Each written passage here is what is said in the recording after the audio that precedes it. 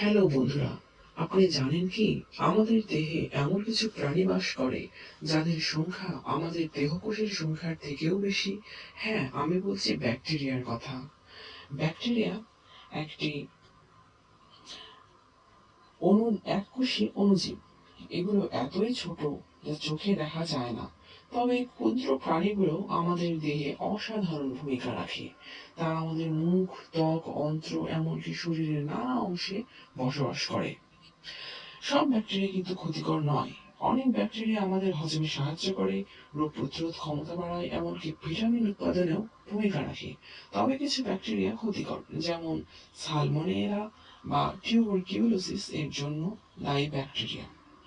আমাদের অন্ত্রে 1 বিলিয়নের বেশি ব্যাকটেরিয়া রয়েছে, যাদের বলা হয় গাট মাইক্রোবায়োম। এরা খাবার হজম করে, ইনফেকশন প্রতিরোধ করে এবং শরীরের জন্য প্রয়োজনীয় পুষ্টি তৈরিতে সাহায্য করে। যেমন ল্যাক্টোব্যাসিলাস ও বাইফাইডোব্যাকটেরিয়াম নামের ব্যাকটেরিয়া আমাদের হজমে সহায়তা করে।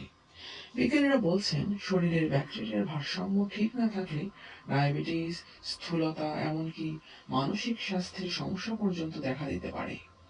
তাই স্বাস্থ্যকর খাবার যেমন দই, ফার্মেন্টেড ফুড ও আঁশযুক্ত খাবার আমাদের ভালো ব্যাকটেরিয়া বাড়াতে সাহায্য করে।